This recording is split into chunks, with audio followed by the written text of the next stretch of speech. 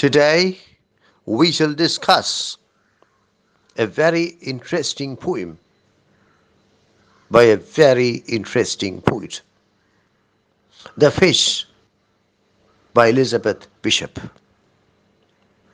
Elizabeth Bishop was born in 1911 and she breathed her last in 1979. She was an only child. In fact, she was the only child of a very successful businessman. But her father passed away when she was a baby and her mother became mentally ill, effectively orphaning Elizabeth Bishop. She had a troubled and traumatic childhood. She became the center of a bitter custody battle between her father's family and her mother's family. She started writing poems as a schoolgirl. After school, she took courses in English. As a poet, over the years, she came under the influence of major literary figures like Marian Moore, Robert Lowell, Randall Jarrell, and Octavio Paz. Elizabeth Bishop was an inveterate traveler, and the inheritance that she received from her father enabled her to travel extensively, though not in style. She did not like to remain in the same place for long years at a stretch, and she lived for some years in France and for some years in Brazil, among other places. In later life, she taught in various educational institutions, including the University of Washington, Harvard University, and New York University. Elizabeth Bishop collected numerous awards, including the Shelley Memorial Award, the National Book Award for Poetry, and the Pulitzer Prize for Poetry. Why is Elizabeth Bishop such an extremely important poet? I can give you some half a dozen reasons for that. The first reason is that she was extraordinarily talented. She was easily one of the most talented women poets in 20th century Anglo-American literature. It was an innate talent nurtured by her reading, by her experiments, by her determination to excel, by the influence of her mentors. It is a talent which burns through her entire corpus, a talent which is visible in every poem that she wrote. The second reason is that Elizabeth Bishop was a poet who never wrote for the sake of writing. Robert Lowell says somewhere that Elizabeth Bishop never wrote to fill a page. There were long spells of silence in her career as a poet, but she was not bothered. She wrote only when she was compelled to write. She was a genuine poet and a genuine person. Poetry was her life, and her life was her poetry. We sometimes say that Sylvia Plath is the master of the confessional. I would say that Elizabeth Bishop is the master of the restrained confessional or the reticent confessional. Elizabeth Bishop fashioned for herself a unique subgenre of confessional poetry. That is the third reason. Her poetry is confessional poetry, certainly, but it is not the full blown confessional poetry that we meet with in Sylvia Plath.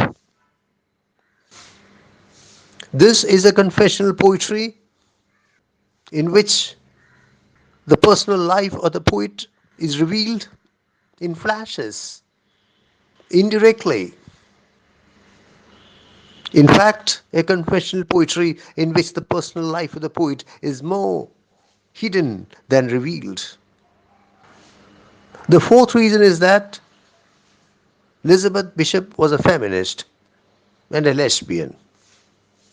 She wrote a poetry which only a feminist could write, which only a lesbian could write. But she was worried about associating herself too much with feminists and too much with lesbians. In fact, she prevented her poems from being included in anthologies exclusively created by feminists, exclusively created by lesbians, because she wanted her poetry to be adjudged as poetry, nothing else, as poetry and as nothing else. She felt that the very strict standards that are applied to male poets, to heterosexual poets, should be applied to her. Her dream, her desire was to excel as a poet, not as this kind of poet or that kind of poet. The final reason that I give for saying that Elizabeth Bishop is an extremely important figure in 20th century Anglo-American poetry is that her poems are extremely durable. They have the power to endure. You have poems which become popular overnight, which become famous overnight, immediately after they are written, partly because of the hype generated around them, partly because of the personality of the poets, and then the poems are ultimately forgotten. Not so in the case of Elizabeth Bishop. The poems of Elizabeth Bishop are immortal monuments, immortal literary monuments. Let us read The Fish.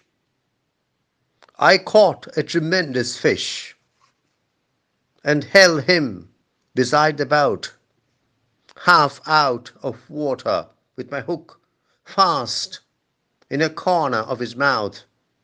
He didn't fight. He hadn't fought at all. He hung a grunting weight, battered and venerable and homely.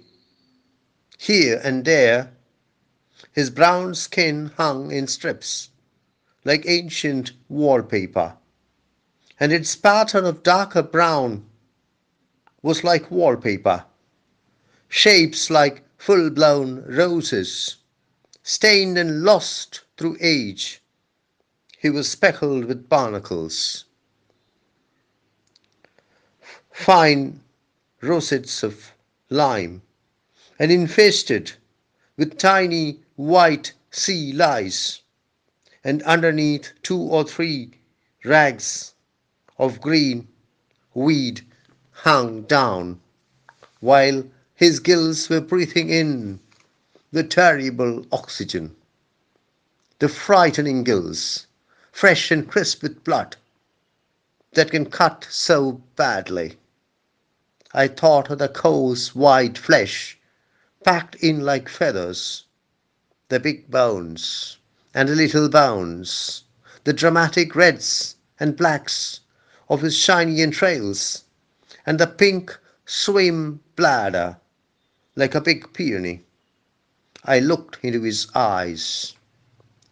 which were far larger than mine, but shallower and yellowed.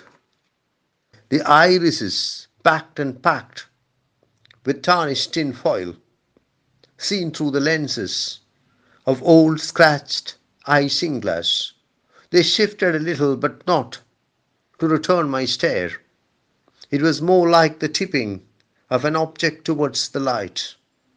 I admired his sullen face, the mechanism of his jaw, and then I saw that from his lower lip, if you could call it a lip, grim, wet, and weapon-like, hung 5 old pieces of fish line, or 4, and a wire leader with a swivel still attached, with all their 5 big hooks grown firmly in his mouth, a green line, frayed at the end, where he broke it, 2 heavier lines, and a fine black thread, still crimped from the strain and snap, while it broke and he got away, like medals with their ribbons, frayed and wavering, a 5-haired beard of wisdom trailing from his aching jaw.